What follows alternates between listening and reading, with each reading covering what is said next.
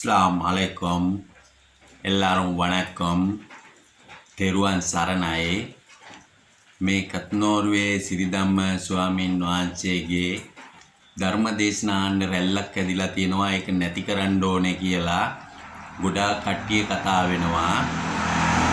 ඉතින් මේ රැල්ල නැති කරන්න මං හිතන්නේ එහෙම පුළුවන් වෙයි කියලා. මොකද බුදුරජාණන් වහන්සේගේ කාලෙත් එක එක කට්ටිය හිටියා බුදුරජාණන් වහන්සේට එරේ වෙලා මේලා ගල් පෙරලලා ඒ බුදුදහම නැති කරන්න ඕනේ මේ මිනිස්සයා මරන්න ඕනේ කියලා.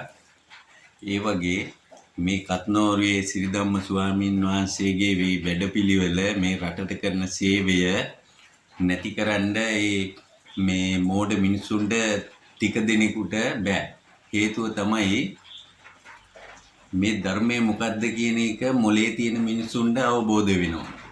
එතකොට මේ ස්වාමීන් වහන්සේ වැරදි දෙයක් කියලා දෙන්නේ නෑනේ. එතකොට කුඩු බොන අය, බිස්නස් කරන අය, පෙති විකුණන අය මේ ඔක්කොම නවත්තන්න. එතකොට ඒ තරුණ පිරිස් ඒවට යොමු වෙන්න එපා. හොඳට අම්මා තාත්තට ගරු කරන්න, සමාජයේ හොඳ විදියට ජීවත් වෙන්න ඒව තමයි කියලා දෙන්නේ. ඒවා වැරදි දේවල් නෙමෙයිනේ. එතකොට උන්වහන්සේට අර බුදුරජාණන් වහන්සේට ගල් පෙරළුවා වාගේ, එරේ වුණා වාගේ මේ ටික දෙනෙක් ඉන්නවා මේ මඩ ගන්නවා මේ කියන ඒවා වැරදි කියනවා. මේ දේශපාලනෙන් තමයි මෙයා මේ මෙහෙම පච් කරගෙන ඉන්නේ කියනවා. දේශපාලනෙන් හරි මොකෙන් හරි ගමන්නේ උන්වහන්සේ හොඳ දේවල් කියනවා නම් හොඳයිනේ. රටටත් හොඳයි, ඒ ආගමටත් හොඳයි, හැම දෙයකම හොඳයිනේ. අපි උනත් ගොඩක් ආසාවෙන් තමයි ධර්ම දේශනා ආන්නේ.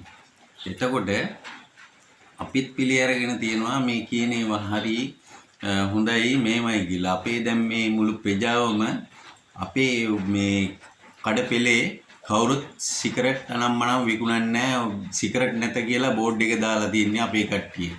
මේ තරුණ අය, මේ බිස්නස් කරන අය සිගරට් විකුණන්නෙත් නැහැ. මේ ධර්ම දේශනා අහලා ඒ තරම් සතුටින් මේ දේවල් හොඳ දේවල් හින්දා ඒ කට්ටිය නවත්තලා තියන්නේ. ඒ වගේ මුළු ලංකාවෙම එහෙම හැදෙනවා කියන්නේ ඒවා බිස්නස් කරන අයට ලොකු පාඩුවක්නේ. අන්න ඒ වගේ කට්ටිය තමයි මේවට එරේ වෙන්නේ, මේ බනින්නේ, පෝස්ට් හදන්නේ, ස්වාමීන් වහන්සේට මේ තර්ජනය කරන්නේ, ඒ වගේ ඒවා කරන්නේ. ඉතින් එහෙම කරන්න එපා. මගේ මේ බර්ත්ඩේ එක හෙට තියෙන්නේ.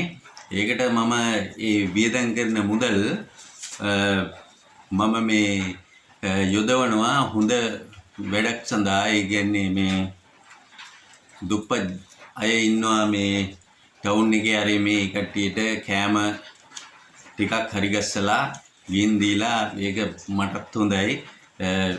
මේ මුදල් ඒකට තමයි මං යොදවන්න කල්පනා කරේ. ඒ කට්ටියට අපි මේ කෑම වේලක් වගේ දෙනවා. ඉතින් අර අරක්කු බීලා නටලා මේවා කළා එහෙම කරන්න හොඳ නෑ. අපි බොන්නෙත් නෑ, මුකුත් නෑ. ඉතින් අපි මේ ආගමට ගරු කරලා, තමන් අදාන ආගමට ගරු කරලා, අනිත් ආගම් වලට ගරු කරලා එහෙම තමයි ජීවත් වෙන්නේ. ඉතින් මං කියන්නේ මේ සිංහල, ඉස්ලාම්, තමිල් සියලුම ජන කොටස් මේ ස්වාමීන් වහන්සේට ගොඩක් ගරු කරනවා, ඒ ධර්ම දේශනා අහනවා. ඒක නිසා මේ රට හැදෙනවා. මොකද ගාලා බැනලා මිනිස්සෙකුට හදනට වඩා මේ වගේ ආගමකින් මැදිහත් වෙලා මේ ධර්ම දේශනා ශ්‍රවණය කරලා තමන්ම හිතලිවලා හැදෙනවා කියන්නේ ඒක ගොඩක් වටිනවා. ඉතින් ඒ කරන සේවයට බොහොම පිං. මම ඉල්ලා සිටින්නේ උන්වහන්සේට මේ වගේ බොරු චෝදනා දාන්න එපා, එහෙම කරන්න එපා. මේ රටට කරන සේවය කරගෙන යන්න ඉඩ දෙන්න. දැන් බුදුරජාණන් වහන්සේ ධර්ම දේශනා පවත්ලා මේවා කළා අවුරුදු 2500ක් ගිහිල්ලවත් මේ බුදුදහම නැති වුන්නේ නෑනේ. ඒ වගේ තමයි මේ යන රැල්ල අර දෙන්නෙකුට නවත්තන්න බෑ. මූදේ රැල්ල හැමදාම එනවා. ඒක නැති වෙන්නේ නෑනේ.